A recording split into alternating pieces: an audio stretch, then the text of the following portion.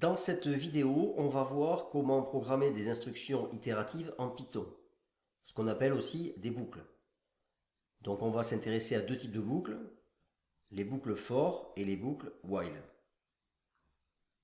Alors on va commencer par la boucle for. Alors la boucle for, ça correspond en français à l'instruction pour un compteur allant de telle valeur à telle valeur faire un bloc d'instruction. Donc c'est ce qu'on appelle une boucle bornée. Alors pourquoi bornée? Tout simplement parce qu'on connaît le nombre de répétitions dès le départ, et donc on va répéter le bloc d'instruction que l'on veut un certain nombre de fois, ce nombre de fois étant donné dès le début. Pour ça, on va avoir besoin d'un compteur qui va compter le nombre de fois que l'on veut, qui peut être incrémenté, c'est-à-dire augmenté d'un certain nombre de valeurs à chaque fois, ou alors diminué d'un certain nombre de valeurs à chaque fois. Alors en Python, la syntaxe est la suivante. Donc on a plusieurs possibilités. La première c'est for, donc ici on aura le nom de notre variable compteur. In range, donc on aura ici trois paramètres. Le début, c'est-à-dire la première valeur que prend le compteur. Fin, c'est-à-dire la dernière valeur que prend le compteur, mais moins 1, puisqu'on s'arrêtera juste le dernier cran avant. Et enfin le pas, c'est-à-dire tous les combien on va se déplacer, qui sera un entier, qui va permettre de partir de début jusqu'à fin. Alors évidemment, il faut que ces nombres soient cohérents, c'est-à-dire ce sont des entiers. Je ne peux pas mettre ici, par exemple, un nombre négatif, ici un nombre positif, et là mettre un pas qui serait négatif. Ce ne serait pas possible, puisque à ce moment-là, ça descendrait, on n'arriverait jamais à fin. Donc il faut évidemment que ces valeurs soient cohérentes. Et donc, on va répéter le bloc d'instruction qui sera ici. Vous voyez qu'il est incrémenté également, donc d'une tabulation, comme pour les instructions if, etc. Et donc, on va répéter ce bloc d'instruction le nombre de fois indiqué par la ligne de commande qui est ici. Deuxième possibilité, on ne mettra pas le pas. Si on ne met pas le pas, eh bien à ce moment-là, ça veut dire que le pas est automatiquement égal à 1. Donc on met simplement le début et la fin. Troisième possibilité, on ne met que la fin, et à ce moment-là, on sous-entend que le début est égal à 0 et que le pas est égal à 1. Alors un exemple, donc ici on veut calculer 2 à la puissance 3, donc pour ça on crée une variable petit a qu'on initialise à la valeur 1, et on va multiplier petit a 3 fois par 2, de façon à avoir 2 fois 2 fois 2, qui fait 8, qui est bien 2 à la puissance 3. Donc pour ça on a un compteur ici, donc ce compteur, vous voyez que simplement on signale la valeur d'arrêt uniquement, puisque ça veut dire qu'il va commencer à 0, et il va prendre les valeurs 1 et 2, donc être incrémenté de 1 à chaque fois. Je rappelle qu'on s'arrête pas à 3, mais à la valeur juste qui précède 3. Et à chaque fois, on va multiplier a par 2, et on va affecter le résultat à la variable a.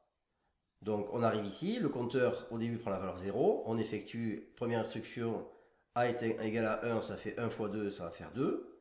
Ensuite, on remonte, le compteur prend la valeur 1, on répète l'instruction, donc cette fois-ci ça nous fait 2 fois 2, 4, a prend la valeur 4, on remonte, le compteur prend la valeur 2, on répète encore, donc ça fait 4 fois 2, 8, a prend la valeur 8, on remonte à égale 3, donc c'est terminé, on passe à l'instruction suivante, ici vous voyez que là on repart au même niveau, et donc on affiche la valeur de 2 à la puissance 3, et la valeur de petit a, c'est-à-dire 8.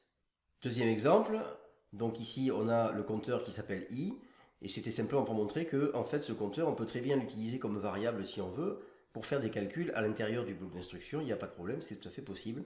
Donc ça c'est un deuxième exemple qui montre comment on peut additionner les carrés qui vont de 0 jusqu'à 10, 10 étant non inclus. Alors on va maintenant aller dans PyCharm pour programmer le premier exemple qui est ici et voir comment ça fonctionne un peu plus précisément. Alors on va commencer par sélectionner projet Python.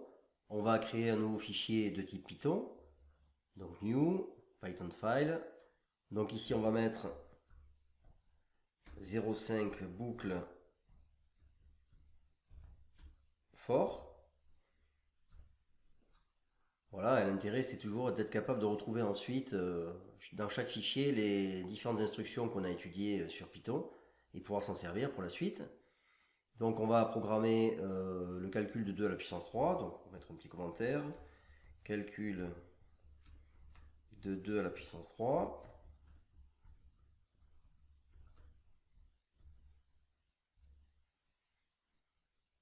Alors on commence par se donner une variable petit a qu'on initialise à la valeur 1.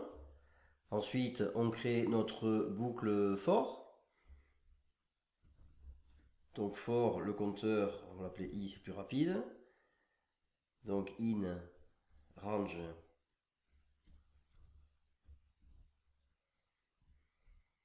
Donc on a dit qu'on allait jusqu'à 3, on commence à 0 et part pas de 1, donc il suffit simplement de mettre 3 comme ceci, 2 points.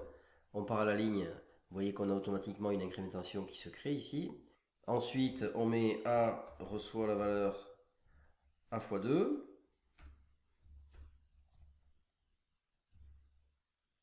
Donc ensuite, il n'y a plus qu'à écrire le résultat, donc print 2 puissance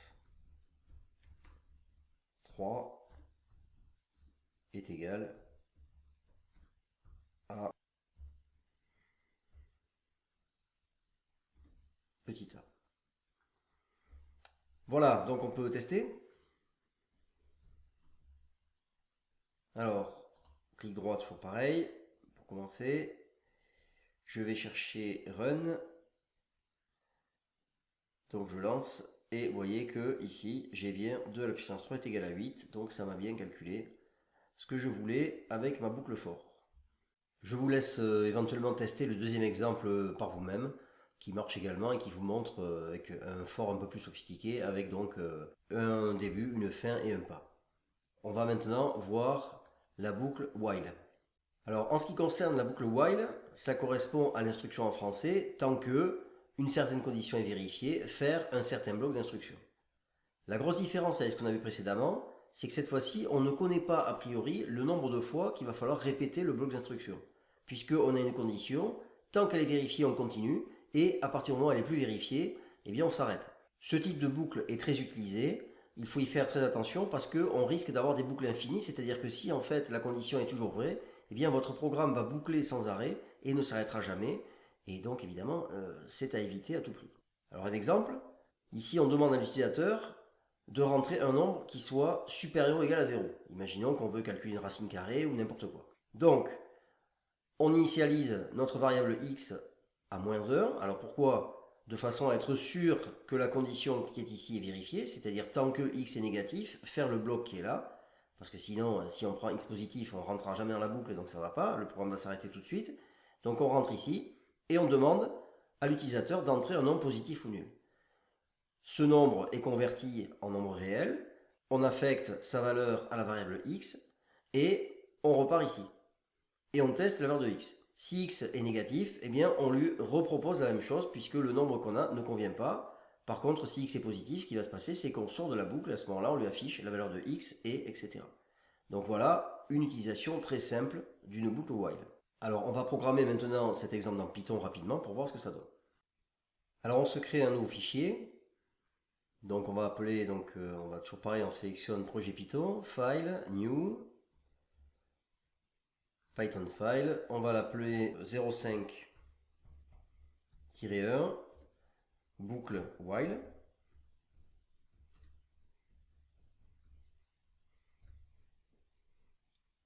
Et donc on va faire notre petit programme, donc on met x égale moins 1.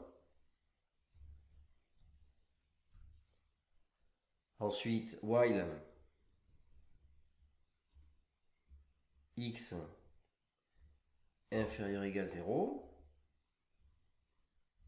Vous voyez que on a une indentation qui se crée automatiquement quand on passe à la ligne, puisqu'on est dans le bloc d'instruction associé au while. Et donc ici, on met x égale float input. Et le message, entrer un nombre positif ou nul.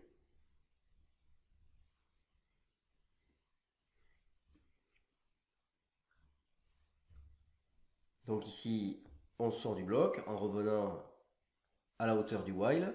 Et ici, on marque print la valeur de x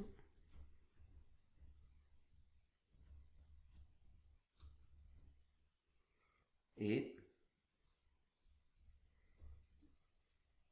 x. Donc on teste, clic droit, toujours pareil, run, entrer un nombre positif ou nul. Donc on va mettre par exemple moins 2, on valide, et vous voyez qu'on nous redemande la même chose puisque comme notre nombre est négatif, forcément, on repart ici.